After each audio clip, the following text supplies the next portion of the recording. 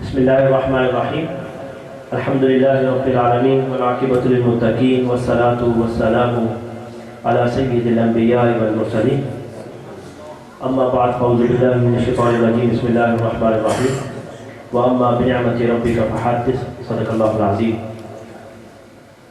میرے علاقے کے اور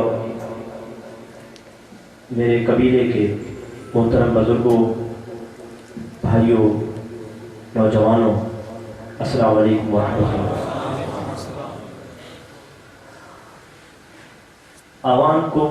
عوام قبائل کو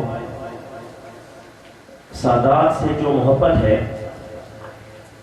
اس پر برِ صغیر کی 1000 سالہ تاریخ شاہد اور عادل ہے۔ عوام کہتے ہیں مددگار کو۔ جب خلفائے بنو عباس اور بنو امیہ کی مظالم کی وجہ سے سادات افغانستان کے راستے برِ صغیر میں داخل ہوئے تھے تو سادات کرام کی حفاظت کرنے والے عوام تھے۔ وہاں سے پھر ہمیں یہ لقب ملا کہ ہم مددگار ہیں، حالانکہ حقیقتاً مددگار تو سادات تھے جنہوں نے ہمیں اپنے ساتھ رہنے کا شرف عطا فرمایا، اور پھر صدیوں سے ہم اسی کو حرز جاں اور حرز ایمان سمجھتے ہیں کہ ہم سادات سے جتنی محبت کرتے ہیں شاید ہی کوئی قبیلہ اتنی محبت کرتا ہو۔ اور پھر صاحب آپ کی محبت کا ذکر فرما رہے تھے کہ یہاں کے لوگ انتہائی محبت کرنے والے ہیں۔ تو جب ہم نکلے ہیں میاں والد سے تو مجھے والد صاحب نے یہ بتایا ہے کہ پیر صاحب انشاءاللہ جائیں گے تو بہت خوش ہوں گے، کیونکہ جو محبت یہاں ملتی ہے وہ پاکستان کے بہت کم علاقوں میں ملتی ہے۔ اب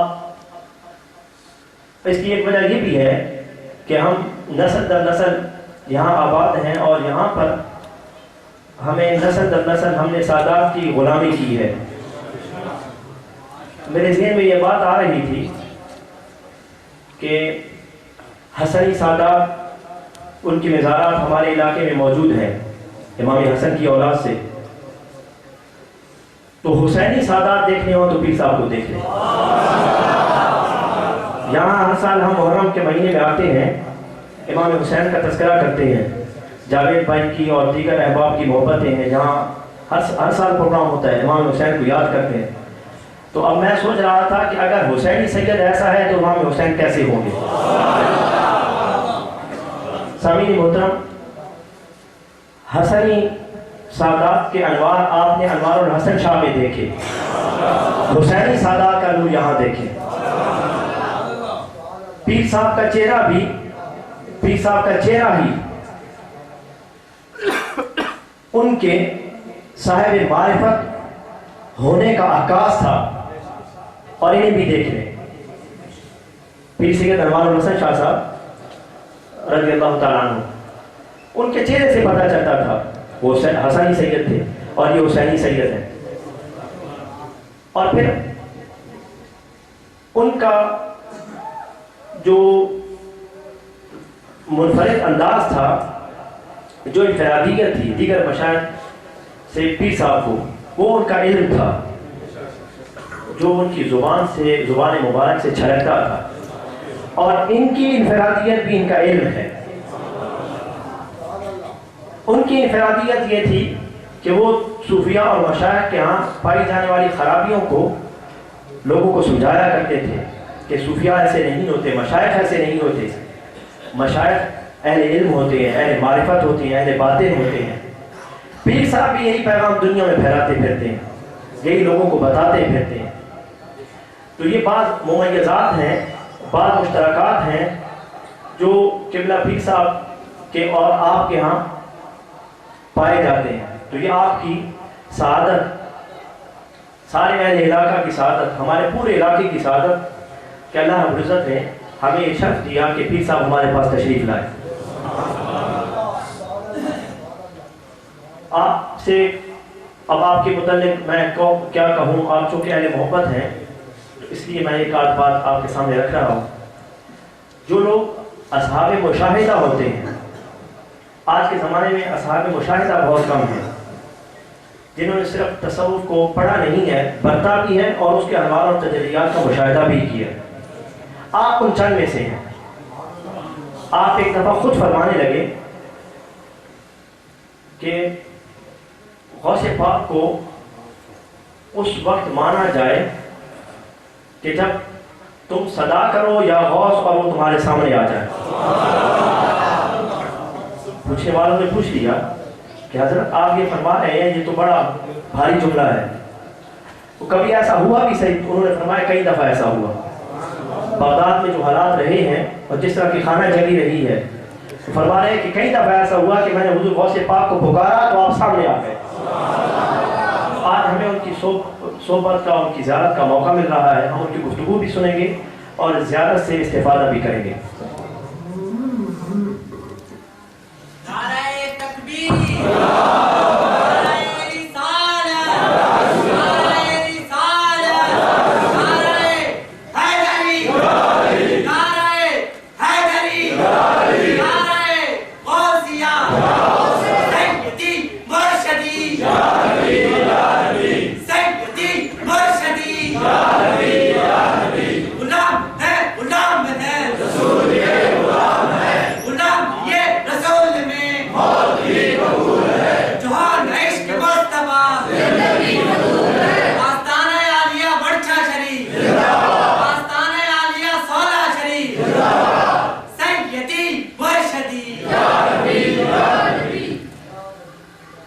السلام عليكم ورحمة الله وبركاته. دوامي عشاق حضرة الحبيب صلى الله عليه وسلم، سلام الله عليكم ورحمته وبركاته. الحمد لله رب العالمين، أزكى السلام وأتم التسليم على صاحب مقام التسليم والتشريف وصاحب مقام الإحسان سيدنا مولانا محمد وعلى آله وصحبه المتقين.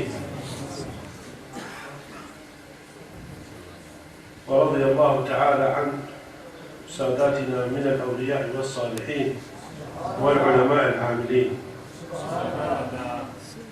قال الله تعالى: بسم الله الرحمن الرحيم، إن الله وملائكته يصلون على النبي يا أيها الذين آمنوا صلوا عليه وسلموا تسليما.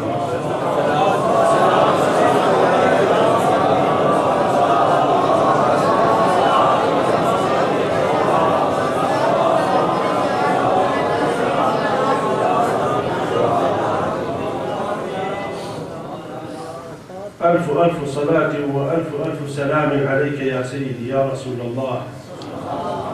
القائل: أقربكم إلي منزلة يوم القيامة أكثركم علي صلاة.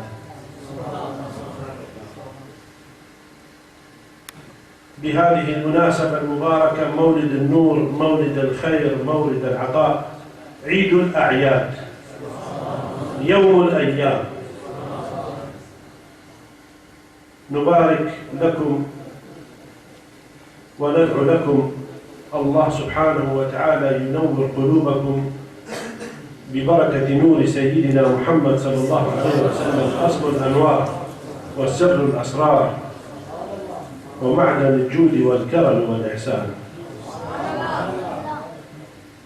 إخوتي أحبتي، قال الحبيب الأعظم صلى الله عليه وسلم: من صلى علي صلاة صلى الله عليه بها 10، ومن صلى علي 10 صلى الله عليه بها 100، ومن صلى علي 100 صلى الله عليه بها 1000، ومن صلى علي 1000 زاحم كتفه كتفي إلى الجنة. كل ذلك ورد عن الحبيب الأعظم صلى الله عليه وسلم في فضل وبركة الصلاة عليه. يا رسول الله كم أنت عظيم، يا رسول الله صلى الله عليه وسلم كم أنت كريم، يا رسول الله كم أنت رحيم، يا رسول الله كم أنت رؤوف صلى الله عليه وسلم. بسم اللہ الرحمن الرحیم. پھر سامنے فرمایا کہ آپ تمام لوگ نبی کریم علیہ السلام کے عشاق ہیں. آپ کے لیے مبارک ہو کہ آپ نبی کریم علیہ السلام سے محبت کرنے والے آپ کے عشاق ہیں. ابتدا میں ہی آپ کو انہوں نے یہ فرما دیا. اس کے بعد آپ نے نبی کریم علیہ السلام کی اللہ رب العزت کی حمد و ثنا کی اور تحیات و زکیات نبی کریم علیہ السلام کی بارگاہ میں پیش فرمائے، صحابہ کرام اولیاء کرام کی بارگاہ میں. پھر اس کے بعد قرآن کریم کی آیت مبارکہ تلاوت کی، ان اللہ و ملائکتہ یصلون علی النبی یا ایھا الذین آمنوا صلوا علیہ وسلموا تسلیما، کہ بے شک اللہ اور اس کے فرشتے نبی کریم علیہ السلام پر درود بھیجتے ہیں. اے اہل ایمان تم بھی نبی کریم علیہ السلام پر درود و سلام بھیجا کرو. آپ نے فرمایا کہ قیامت کے دن نبی کریم علیہ السلام کے سب سے زیادہ قریب وہ شخص ہوگا جو نبی کریم علیہ السلام پر سب سے زیادہ درود پاک پڑھتا ہوگا.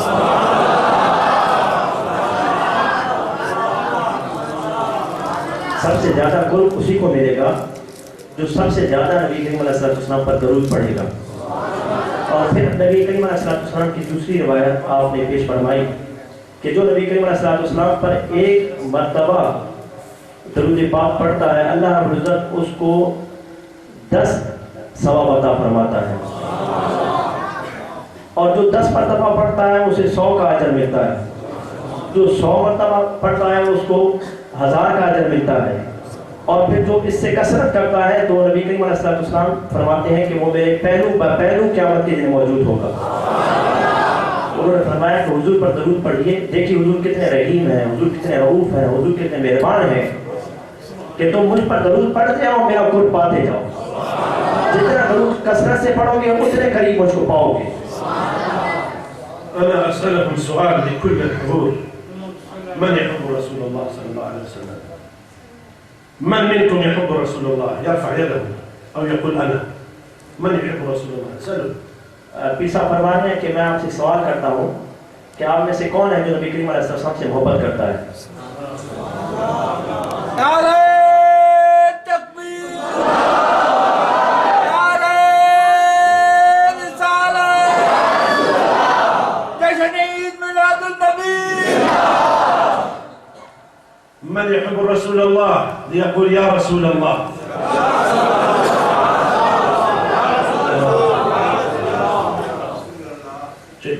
الكل يحب رسول الله ولا شك في ذلك.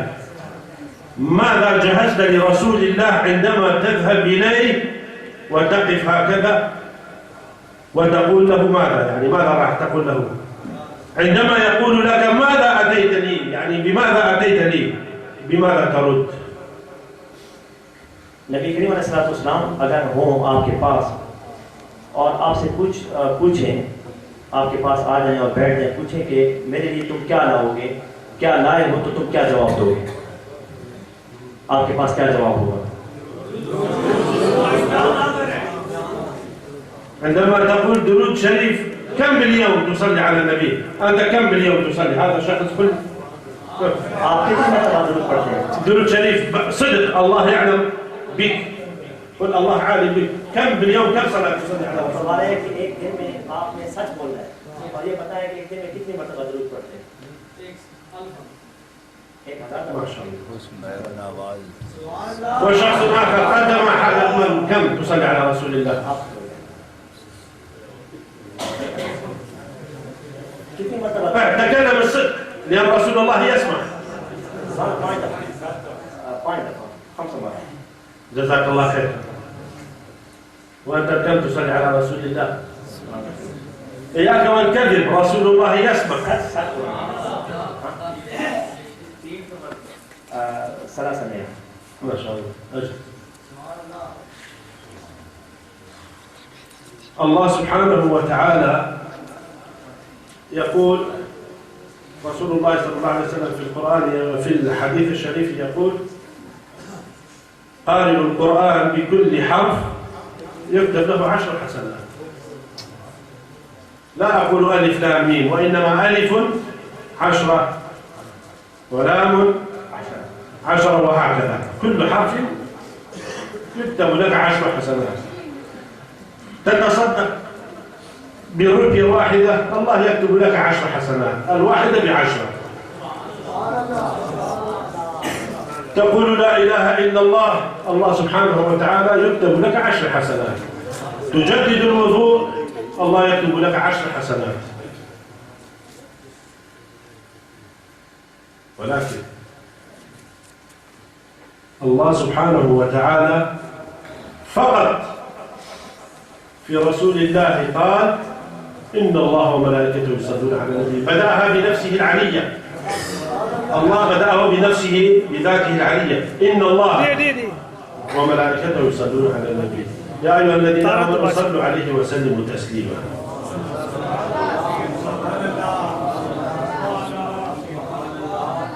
ورسول الله صلى الله عليه وسلم يقول من صلى علي صلاة 10 مرات الله يصلي عليه. يعني لا في قراءة القرآن ولا في الصوم ولا في الصلاة الله لا يصلي عليه، إلا فقط في الصلاة على رسول الله في الدرود الشريف رب العزة سبحانه وتعالى يصلي عليه. آپ فرما رہے ہیں کہ آپ اگر قرآن کریم کا ایک حرف پڑھیں گے تو آپ کو 10 نیکیاں ملتی ہیں. الف لام پڑھیں گے تو 10 الف کی 10 لام کی 10 میم کی 30 نیکیاں ہو جائیں گی. اسی طرح اگر آپ 1 روپے صدقہ کرتے ہیں تو 10 روپے کا اللہ تعالیٰ آپ کو اجر عطا فرمائے گا. اسی طرح اگر آپ وضو کرتے ہیں، نیا وضو کرتے ہیں تو ہر نیکی کے ساتھ آپ کو 10 دی جائے گی، آپ کو دے دی جائے گی. لیکن وہ فرما رہے ہیں کہ ایک درود پاک ایک ایسا عمل ہے جس میں اللہ پاک نے یہ نہیں فرمایا کہ میں یعنی ابتدا میں کہ تم ایک جس طرح نیکی میں ایک نیکی کرو میں تمہیں 10 دے دوں گا، تمہارا حساب برابر نہیں. فرمایا ان اللہ و ملائکتہ یصلون علی النبی، فرمایا درود پاک میں اللہ رب العزت نے پہلے اپنی آپ سے ابتدا کی کہ پہلے میں اپنے نبی پر درود بھیجتا ہوں، نبی کریم صلی اللہ علیہ وسلم پر میں درود بھیجتا ہوں، پھر تم پڑھو. اور پھر اس کے بعد آپ نے فرمایا کہ کوئی اور ایسی نیکی نہیں جس کے متعلق رب کائنات نے یہ فرمایا ہو کہ نبی کریم علیہ السلام پر جو 10 مرتبہ درود بھیجتا ہے اللہ رب العزت اس پر درود بھیجتا ہے، اس پر صلات بھیجتا ہے. نبی کریم علیہ السلام پر درود ایک ایسا عمل ہے کہ اگر آپ سید عالم پر 1 مرتبہ درود بھیجیں، 10 مرتبہ درود بھیجیں تو رب کائنات آپ پر صلات بھیجتا ہے اپنی شان کے مطابق. صرف ایک درود پاک ایک ایسا عمل ہے.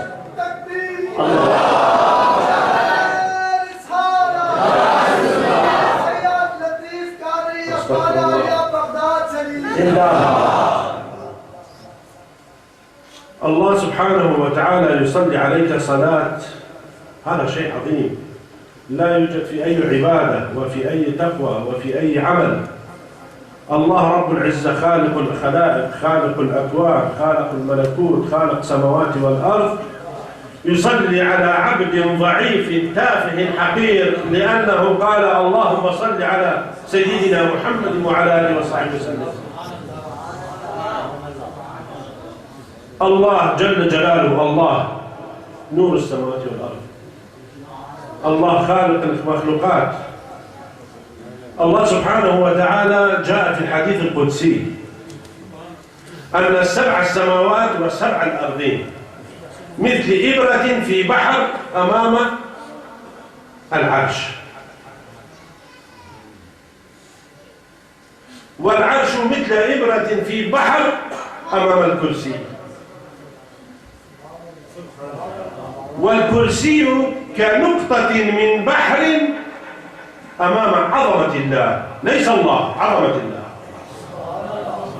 فالله سبحانه وتعالى بعظمته بقوته بكل رحمته يصلي على عبد تافه، عبد حقير، يقول اللهم صل على سيدنا محمد وعلى آله وصحبه وسلم. فعندما يصلي عليك الله تدخل الجنة، عندما رب العزة يصلي عليك تدخل الجنة. أنت تصلي باليوم 1000 صلاة، لو قبل الله منك صلاة واحدة في اليوم تدخل الجنة.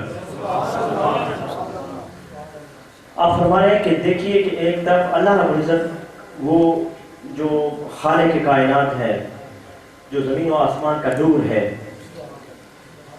جو فرماتا ہے کہ میری شان، اپنی شان کو سمجھانے کے لیے کہ یہ جو ساری کائنات ہے، زمین اور آسمان ہے، یہ اس بحر عظمت الہی کے سامنے ذرا سے کم اس کی حیثیت ہے، اور یہ سارے سمندر ہوں، یہ ساری چیزیں ہوں، عرش کے سامنے ان کی اس ذرے سے کم حیثیت ہے، اور عرش اور تمام چیزوں کی عظمت الہی کے سامنے انتہائی کم حیثیت ہے۔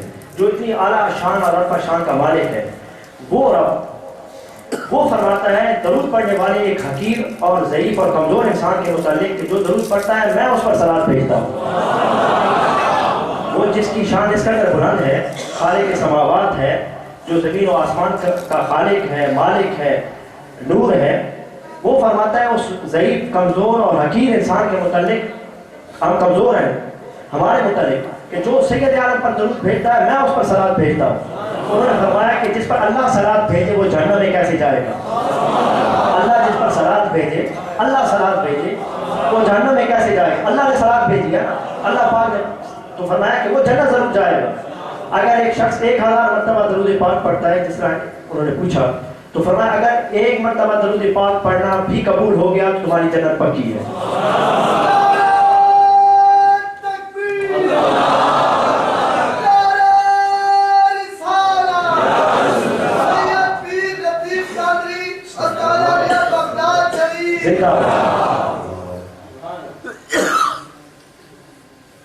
نحكي قصة قصيرة وندعمها بحديث النبي صلى الله عليه وسلم. روى أحد الصالحين على ما أظن كان حاتم الأصم رحمه الله تعالى، كان من كبار الأولياء والعلماء في زمانه، قال: ذهبت إلى الحج مرة من المرات فرأيت شابا يكثر الصلاة على رسول الله، لا يتوقف عن الصلاة على رسول الله في كل لحظة. اللهم صل على سيدنا محمد وعلى آله وصحبه وسلم، اللهم صل على سيدنا محمد وعلى آله وسلم. يقول: هذا لفت أنظاري، أتمشى أراه أمامي يصلي على رسول الله، يذهب هكذا يطوف حول الكعبة، يجلس أثناء الطعام، أثناء الجلوس، أثناء الاستراحة، وهو يصلي على رسول الله. فعجبت من أمره، فقربت منه وقلت له: يا أخ العرب، ما حكايتك؟ أراك في أمر عجيب، كل لحظاتك في الصلاة على رسول الله صلى الله عليه وسلم. قال: لا تتعجب، فما رأيته أنا أعجب مما أنت تتعجب منه.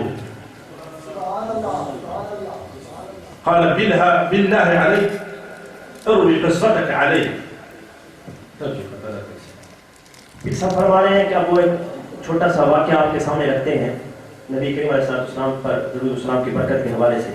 انہوں نے فرمایا کہ حضرت حاتم اصم رضی اللہ تعالیٰ عنہ ایک صالحین اولیاء میں سے ایک عام بزرگ گزرے ہیں، وہ فرماتے ہیں کہ میں حج کے موقع پر گیا تو وہاں میں ایک نوجوان کو دیکھا کہ وہ ہر لمحہ نبی کریم علیہ السلام پر درود پڑھتا ہے، وہ بیٹھا ہے درود پاک پڑھتا ہے، وہ کھڑا ہے درود پاک پڑھتا ہے، وہ کھا رہا ہے درود پاک پڑھتا ہے، وہ طواف کر رہا ہے درود پاک پڑھتا ہے۔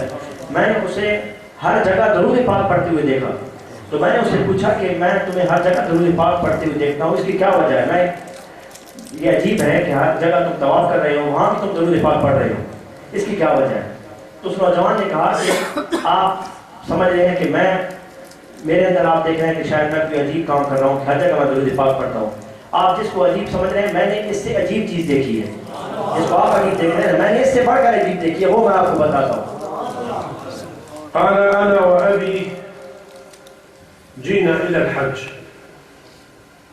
الرجل يقول: أنا ووالدي نوينا الحج وجئنا إلى الحج. في منتصف الطريق مرض أبي، وقبل الوصول إلى ديار الحج مات أبي، وأنا جالس معه والقافلة قريب عنا. قال: بعد قليل رأيت وجه أبي أسود، تغير لونه بلا سواد. ويقول: أنا من شدة هذا الموقف قمت بتغطية رأسه، بقطعة قماش غطى رأسه حتى لا يراه أحد. كيف يعني نحن جئنا إلى الحج والآن أبي تغير وجهه بالكامل، أصبح وجهه مسود، أصبح وجهه مسودا. لماذا؟ فصرت في عجب وحيرة من أمري، وكيف أداري هذه الفضيحة، لأن هذا يعتبر عيب. يعني نحن جئنا إلى حج كل هذه المسافة، الآن القافلة يرون وجه أبي هكذا تغير لونه إلى لون السواد.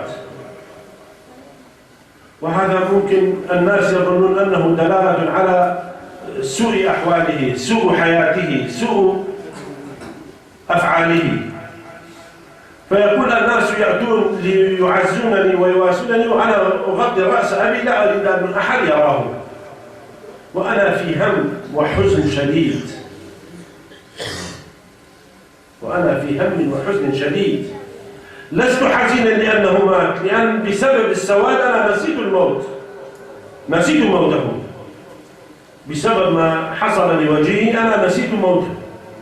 أنا الآن في هم وغم في هذه المصيبة أن وجهه تغير إلى هذا السواد. فيقول وأنا في هذه الحيرة إذ أخذ سينة من النوم فنمت، فإذا رأيت بفارس يأتي طيب الوجه كريم الوجه، يأتي وتقرب قال ما بك؟ قلت والله هذا والدي لونه تغير إلى لون السواد لا أعرف لماذا. قال رفع الغطاء وقال بسم الله، إذا بلونه أجمل من السابق، أجمل من الحقيقة، تغير لونه. قلت كيف ذلك؟ كيف أصبح تغير لونه إلى لون مبارك نوراني؟ قال إنه كان يكثر الصلاة عليه صلى الله عليه وسلم.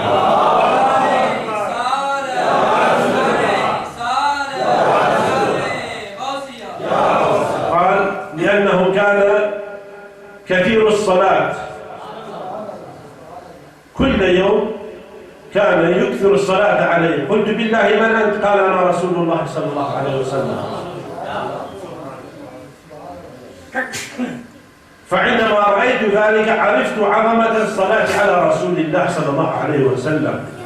فعندما استيقظت من النوم رأيت وجه أبي منور، أصبح مثل النور يشع ببركة الصلاة على رسول الله صلى الله عليه وسلم. آپ فرما رہے ہیں کہ وہ شخص جس کے متعلق انہوں نے فرمایا کہ طواف کعبہ کرتے ہوئے حضرت حاتم اسلم نے اس کو پایا، اس سے پوچھا کہ تیرا کیا قصہ ہے؟ اس نے کہا کہ میں نے جس چیز کو آپ عجیب سمجھتے ہیں درود پاک کی کثرت، اس سے عجیب میں نے دیکھا ہے۔ وہ یہ ہے کہ میں اپنے والد کے ساتھ حج کے لیے نکلا، میرا والد میرے ساتھ تھا، تو راستے میں قافلے میں میرے والد کی طبیعت خراب ہو گئی اور شدید بیماری کی وجہ سے میرا والد وہیں وصال کر گیا۔ وصال جیسے ہی اس کا ہوا اس کے چہرے کا رنگ بدل گیا، سارا چہرہ سیاہ ہو گیا۔ اب مجھے وہ جو موت کا غم تھا وہ بھول گیا، یہ جو چہرہ سیاہ ہونا تھا مجھے پتہ تھا کہ لوگ کہیں گے کہ اس کے بداعمال تھے، اس کی بدکاریاں تھیں جس کی وجہ سے اس کے چہرے کا رنگ بدل گیا ہے۔ تو میں نے جلدی سے اپنے والد کا چہرہ ڈھانپ دیا۔ مجھے یہ پریشانی تھی، موت سے زیادہ موت کے غم سے زیادہ مجھے اس بات کا غم تھا کہ میرے والد کا چہرہ بدل گیا، اس کا رنگ بدل گیا، میں لوگوں کو کیا بتاؤں گا۔ تو کہتا ہے اسی اثنا میں مجھے نیند آ گئی، تو میں نے دیکھا کہ ایک گھڑ سوار آیا جس کا خوبصورت چہرہ تھا، جس کا نورانی چہرہ تھا۔ وہ آیا اور انہوں نے آ کر میرے والد کے چہرے سے پردہ ہٹایا، ہاتھ پھیرا۔ وہ کہتا ہے کہ میرے والد کا چہرہ، وہ جو ان کا پہلے چہرہ تھا نا، اس سے وہ اجلا ہو گیا، وہ چہرے پر نور پھیل گیا۔ تو میں نے وہ جو آنے والے تھے گھوڑے پر بزرگ، ان سے میں نے پوچھا کہ یہ کیسے ہو گیا کہ چہرہ تو اس کا سیاہ ہو چکا تھا، اب یہ آپ نے ہاتھ پھیرا تو چہرہ خوبصورت ہو گیا، اس کی کیا وجہ ہے؟ تو انہوں نے بتایا کہ یہ نبی کریم رؤوف الرحیم سید المرسلین پر کثرت سے درود پاک پڑھتا ہے، اس لیے اس کے چہرے سے زیادہ اس کو نورانیت دے دی گئی۔ اب وہ کہتا ہے کہ میں نے جاتے جاتے پوچھ لیا کہ آپ بتائیے آپ ہیں کون، بتاتے تو جائیں آپ کون ہیں۔ تو وہ آنے والے گھڑ سوار کہنے لگے کہ میں اللہ کا رسول محمد مصطفیٰ ہوں۔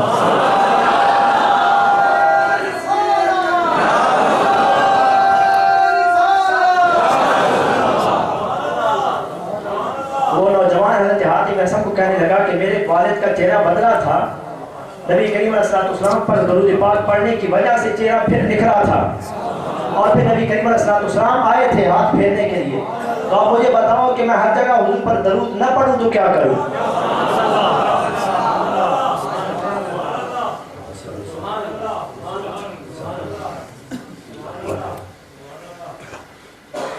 وجاء في الأثر الشريف عن الحبيب صلى الله عليه وسلم يروي لنا قصص القيامة وأهوال القيامة وساحة المحشر وأهوال المحشر وما أدراك ما أهوال المحشر. يقول يأتي بشخص واحد أنا مثلي، يأخذني الملائكة ويأتون بصحيفة أعمالي،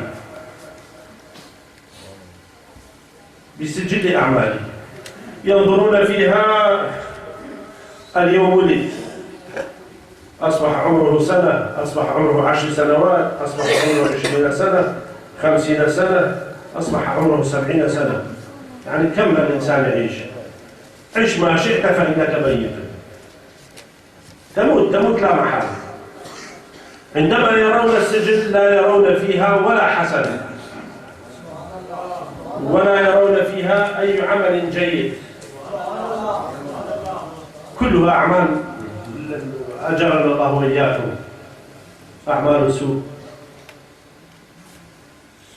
فيقول ضعوا على الميزان، يضعون الصحيفة هكذا على كفة الميزان، ينزل سجل الأعمال إلى الأرض وكفة الثانية إلى السماء. يأمرون الملائكة الزبانية جهنم، يلا غلوه بالحديد خذوه إلى جهنم، ليس لديه شيء. فعندما يأخذونه يراه سيدنا آدم عليه السلام، فسيدنا آدم ماذا يفعل؟ يصرخ بأعلى صوته يا محمد يا محمد، هذا واحد من أمتك يأخذونه إلى جهنم، افعل شيئا له يا محمد. آدم عليه السلام أبو البشرية، أبو الأنبياء، أبو المخلوقات، يصرخ يا محمد يا محمد، هذا واحد من أمتك يأخذونه إلى جهنم، افعل شيء. يقول رسول الله صلى الله عليه وسلم عندما أسمع نداء سيدنا آدم أهرول خلف الملائكة الزبانية، أهرول، أصرخ بأعلى صوت يقول قفوا قفوا قفوا، الملائكة يقف، أمر رسول الله مطاع. يقول إلى أين تأخذونه؟ يقولون يا محمد ليس له عمل، ليس له حسنات، سجل أعماله كلها سواء، نأخذه إلى جهنم. يقول اصبروا وانتظروا، يأتي رسول الله صلى الله عليه وسلم بسجلاته، صلوا على رسول الله، صلوا على رسول الله، فيأتي بسجل أعمال، سجل أعماله هو، ويفتح ويطلع بكارت، يخرج ورقة صغيرة، يضع الورقة الصغيرة على الميزان، وينزل هكذا والكفة السيئات إلى أعلى، يقول يلا خذوه إلى الجنة، والملائكة يقولون كيف ذلك؟ كيف ذلك؟ يقول إنه عبد له عندي صلاة صلاها علي، فقبلها الله منه سبحانه وتعالى. صلاة صلاها علي مرة فقبلها رب العزة فيأخذون العبد إلى الجنة ببركة صلاة واحدة صلاها على رسول الله، والله رب العزة سبحانه وتعالى قبله منه. اب آپ نے ایک دوسری روایت جو احادیث میں جس کا ذکر ہے اس کو بیان کیا کہ نبی کریم علیہ الصلوۃ والسلام کا ایک امت تھی، قیامت کے دن جب اس کا نامہ اعمال سامنے لایا جائے گا تو اس کے نامہ اعمال میں نیکیاں نہیں ہوں گی، صرف یعنی نیکیاں کم ہوں گی، زیادہ گناہ ہوں گے، اور اس پہ جب نامہ اعمال پر میزان پر وزن کیا جائے گا تو اس کے جو ایک پلڑا ہے وہ زمین پر ہوگا اور دوسرا پلڑا آسمان پر ہوگا، اتنا فرق ہوگا، نیکی اس کے پلڑے میں کوئی نہیں ہوگی. تو نامہ اعمال اس کو دائیں ہاتھ بائیں ہاتھ میں تھما دیا جائے گا، اور جو جہنم کے فرشتے ہیں حکم دے دیا جائے گا کہ اس کو پکڑ کے جہنم میں لے جاؤ. اس کو فرشتے پکڑ کے لے جا رہے ہو، یعنی اس کا میزان پر بھی اس کا کھاتا درست نہیں ہے، اس کے اعمال میں کوئی چیز اس کے پاس ایسی نہیں ہے، بلکہ اعمال کی حالت یہ ہے کہ ایک جانب پلڑا زمین کا ہے اور دوسری جانب آسمان کا ہے. اتنا تفاوت ہے، اتنا فرق ہے. اتنے میں حضور فرماتے ہیں کہ حضرت آدم علیہ السلام ندا کریں گے، حضرت آدم علیہ السلام پکاریں گے اے محمد صلی اللہ علیہ وسلم. نبی کریم علیہ السلام کو ندا کریں گے اے محمد آپ کے ایک امتی کو فرشتے پکڑ کے جہنم لے جا رہے ہیں. نبی کریم علیہ السلام فرماتے ہیں کہ حضور اپنے امتی کے لیے ان جہنمی فرشتوں کے پیچھے دوڑیں گے، حضور بھاگ کے جائیں گے. آپ فرمائیں گے ٹھہرو، ٹھہر جاؤ، فرشتے رک جائیں گے. نبی کریم علیہ السلام پوچھیں گے تو کہیں گے یا رسول اللہ وسلم ان کے نامہ اعمال میں، اس کے نامہ اعمال میں کوئی چیز نہیں ہے، اس کا جو پلڑا ہے وہ ایک زمین پر تھا اور دوسرا آسمان پر، تو اس کے لیے جہنم کا فیصلہ ہو چکا. نبی کریم رؤوف رحیم سے مسلم فرمائیں گے کہ اس کے رجسٹرات کھولو، جو اس کے رجسٹرڈ ہیں اعمال کے وہ کھولے جائیں گے. اس میں آپ علیہ السلام اپنے جیب مبارک سے ایک چھوٹا سا ورقہ نکال کر اس میں رکھ دیں گے اور فرمائیں گے کہ اب اس کو تم میزان پر رکھو. آپ جب وہ میزان پر رکھیں گے تو معاملہ برعکس ہو جائے گا، وہ نیکیوں کا پلڑا آسمانوں کی طرف اور دوسرا زمین کی طرف آ جائے گا. فرشتے حیران ہو جائیں گے کہ یہ کیا ہوا، کہ اعمال اس قدر کیسے بدل گئے. تو سید عالم علیہ السلام فرمائیں گے کہ میرے پاس اس کی ایک امانت تھی، مجھ پر اس نے ایک مرتبہ درود پاک پڑھا تھا، جو اللہ کی بات اللہ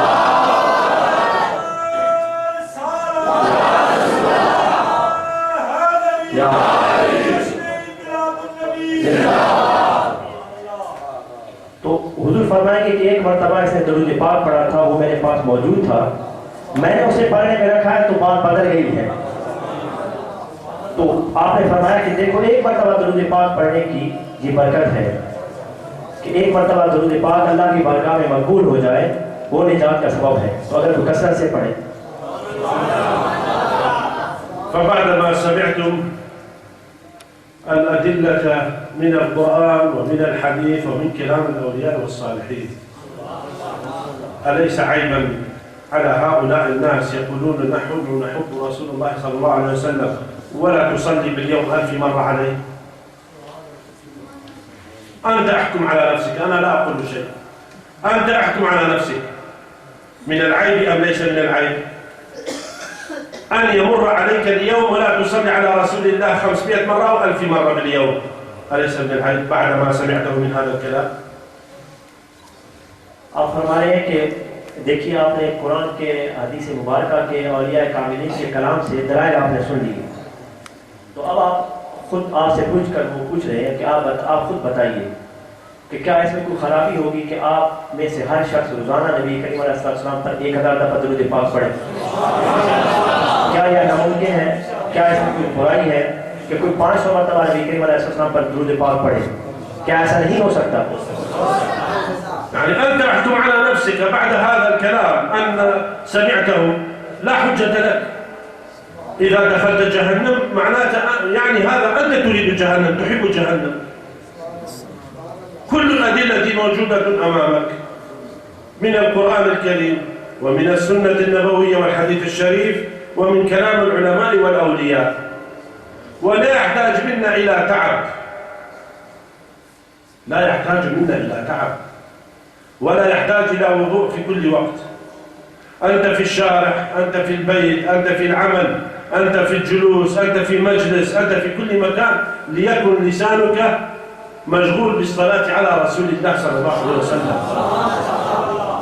عسى أن يقبل الله منك صلاة تدخل الجنة، يقبل منك في اليوم صلاة تدخل الجنة.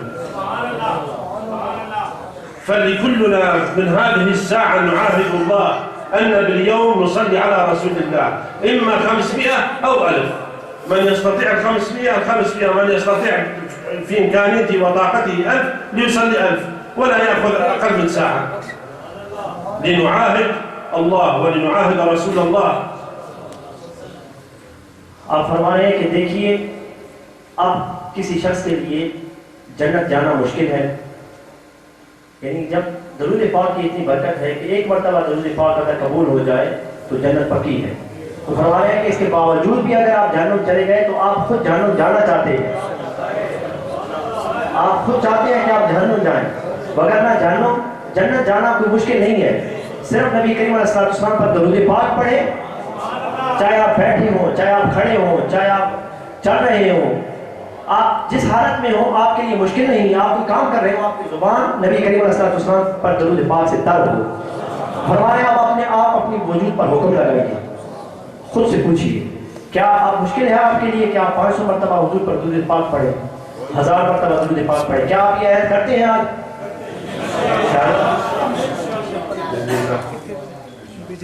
رسول الله صلى الله عليه وسلم يسمع الآن عهدكم، فالذي لا يوفي عهده لا يفضح نفسه مع رسول الله، لا يفضح نفسه مع رسول الله، عيب كبير. رسول الله الذي يقول أمتي أمتي، لا يقول نفسي ولا يقول فاطمة بنتي، وإنما يقول أمتي أمتي. فإذا لم تكن رجلا صاحب كلمة الآن لا تقل يا رسول الله عهد أصلي عليك باليوم 500 أو 1000. فرما رہے ہیں کہ آپ جب یہ وعدہ کر رہے ہیں تو آپ کو یہ جاننا چاہیے کہ نبی کریم علیہ السلام آپ کے اس وعدے کو سن رہے ہیں، تو آپ مذاق نہیں کر سکتے، آپ جھوٹ نہیں کہہ سکتے، آپ اگر وعدہ کر رہے ہیں تو حضور سن رہے ہیں، یہ ذہن میں رکھ کر آپ نے وعدہ کرنا ہوگا۔ وہ حضور نبی کریم علیہ السلام جو یہ فاطمہ میری بیٹی ہے یہ نہیں انہوں نے کہا، انہوں نے فرمایا امتی امتی، انہوں نے امت کو پکارا ہے، وہ آپ کے وعدے کو اور آپ کے عہد کو سن رہے ہوں گے، یہ سوچ کر آپ نے وعدہ کرنا ہے، عہد کرنا ہے، یعنی اگر آپ عہد کریں گے تو یہ سوچ کر کریں کہ نبی کریم علیہ السلام آپ کے اس عہد کو سن رہے ہیں، آپ کے اس وعدے کو سن رہے ہیں، پھر آپ وعدہ کریں کہ آپ روزانہ 1000 مرتبہ درود پاک پڑھیں گے۔ فمن يعاهد رسول الله يرفع يده ويقول يا رسول الله عهدا نصلي عليك. اب جو عہد کرتا ہے، وعدہ کرتا ہے حضور کے ساتھ، وہ ہاتھ کھڑا کر کے کہے کہ یا رسول اللہ ہم آپ کے ساتھ وعدہ کرتے ہیں، ہم درود پاک پڑھیں گے۔ ما شاء الله، ما شاء الله، ما شاء الله، ما شاء الله. هذه ليلة عيد، هذه ليلة عيد. رسول الله صلى الله عليه وسلم يوم مولده أكبر من الأعياد، أكبر من ليلة القدر. الله سبحانه وتعالى جعل عرشه في السماء، جعل عرشه في السماء لأن السماء طاهر وعظيم جدا، وجعل الملائكة في السماء وأرواح المؤمنين ترجع إلى السماء، لكن الأرض أحسن من السماء. السماء فيه بيت العتيق وفيه عرش الرحمن وفيه الملائكة وفيه الجنة، كيف أن الأرض أحسن من السماء؟ نعم الأرض أحسن من السماء لأن فيها أمر رسول الله، لأن فيها رسول الله صلى الله عليه وسلم، لأنه يمشي عليها رسول الله صلى الله عليه وسلم. فالأرض أحسن وأعظم من السماء. فعندما كان يكون هناك حوار بين الأرض والسماء، دائما الأرض تتباهى بأن رسول الله صلى الله عليه وسلم عليها، فالسماء لا يبقى له كلام. ما كانت تبقى للسماء من كلام. ولذلك السماء كانت تتوسل برب العزة سبحانه وتعالى أن تتشرف برسول الله. والله سبحانه وتعالى جعل عروج رسول الله صلى الله عليه وسلم إلى السماء ليتشرف السماوات بمبعث رسول الله وبخطوات رسول الله وبزيارة رسول الله. صلوا عليه وسلموا تسليما. اللهم صل على سيدنا محمد وعلى آله وصحبه وسلم. جزاكم الله خير الجزاء، وآخر دعوانا أن الحمد لله رب العالمين. نعرہ تکبیر، نعرہ تکبیر، نعرہ تکبیر، زندہ باد نڑی مسلمانہ، زندہ باد نڑی مسلمانہ. آپ نے فرمایا ہے کہ یہ جو میلاد کی رات ہے یہ عیدوں سے بڑھ کر عید ہے، یہ لیلۃ القدر سے افضل ہے، لیلۃ القدر سے افضل ہے. اور آپ نے فرمایا کہ دیکھو ایک طرف عرش ہے اور دوسری طرف زمین ہے. عرش جس میں جہاں پہ جنت ہے، جہاں جو فرشتوں کا مقام ہے، عرش.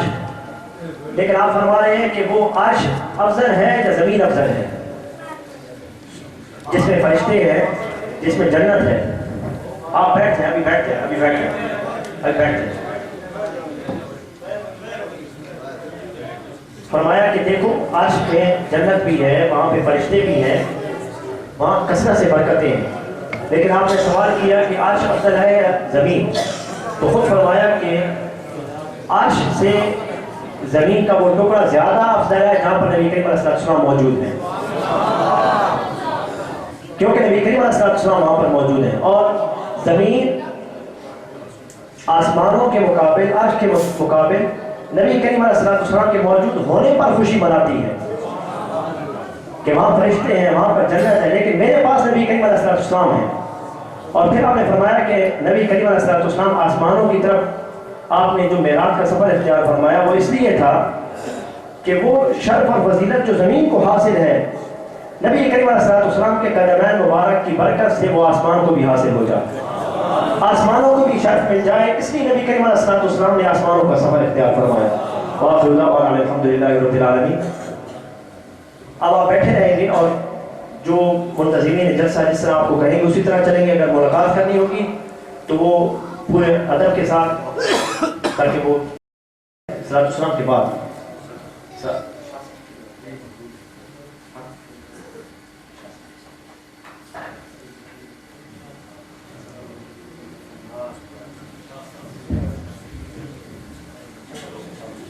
اور اس دوران دیکھیں آپ سلام علیکہ یا حبیب، سلام علیکہ، صلوات اللہ علیکہ، صلوات اللہ علیکہ.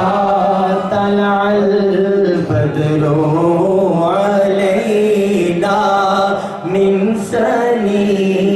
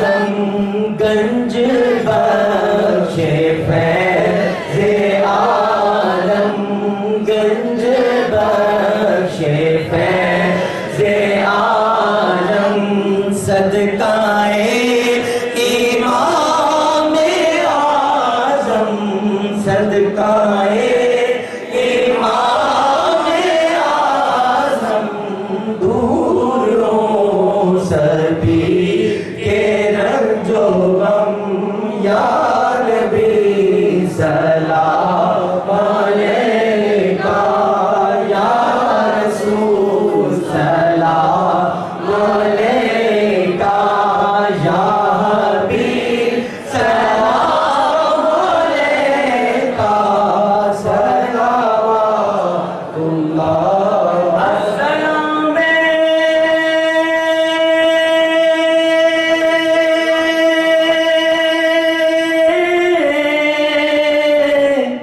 گلشن وحدت کے پھول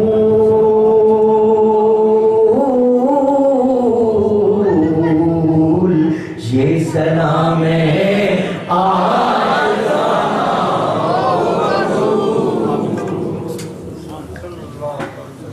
الحمد لله رب العالمين. اللهم صل على سيدنا محمد وعلى آله وصحبه وسلم. ربنا آتنا في الدنيا حسنة وفي الآخرة حسنة وقنا عذاب النار. آمين. ربنا إننا آمنا بما أنزلت واتبعنا الرسول فاكتبنا مع الشاهدين. آمين. اللهم يا ربنا إننا آمنا برسول الله وأحببنا رسول الله ونعشق رسول الله صلى الله عليه وسلم ولم نراه. اللهم لا تحرمنا رؤيته في الجنة. اللهم لا تحرمنا رؤيته في القيامة. اللهم يا رب العالمين بسر اسمك الأعظم بنور وجهك الأكرم وارزقنا الجنة وجماعة الحاضرين. اللهم ارزقنا الجنة وجماعة الحاضرين. اللهم يا رب بارك في هؤلاء الناس، بارك في أعمالهم، بارك في طاعاتهم، بارك في أعمالهم، بارك في أولادهم، بارك في بناتهم، بارك في زوجاتهم، بارك يا رب العالمين في إخوانهم وأخواتهم، بارك في والديهم يا رب العالمين. اللهم بارك في أهل هذه القرية المباركة يا رب العالمين. يا رب اجعل فيهم الخير، يا رب اجعل فيهم البركة، يا رب أنزل عليهم الرحمة يا رب العالمين. اللهم يا رب بارك في محاصيلهم، في زراعتهم، في تجارتهم، في أعمالهم، في طاعاتهم، في عبادتهم يا أرحم الراحمين. اللهم شاف مرضاهم يا رب، اللهم ارحم موتاهم يا الله، اللهم اغفر لهم يا رب العالمين. اللهم اغفر لنا ولهم يا رب العالمين. اللهم يا رب العالمين نور قلوبهم بنور الإيمان واجعل محبة رسول الله في قلوبهم. اللهم يا رب ثبتهم على محبة الأولياء والصالحين. اللهم يا ربي أصلحنا وأصلحهم وأصلح أمة سيدنا محمد. اللهم يا ربي ارفع عنا وعنهم الوباء والبلاء. اللهم يا ربنا أنت مولانا، لا إله إلا أنت خالقنا ومولانا يا رب العالمين. منا الدعاء ومنك الإجابة يا رب العالمين. وصلى الله على سيدنا محمد النبي وعلى آله وصحبه أجمعين. تمام حضرات سے گزارش ہے کہ وہ پیسہ بیٹھ جائیں گے اور آپ تمام حضرات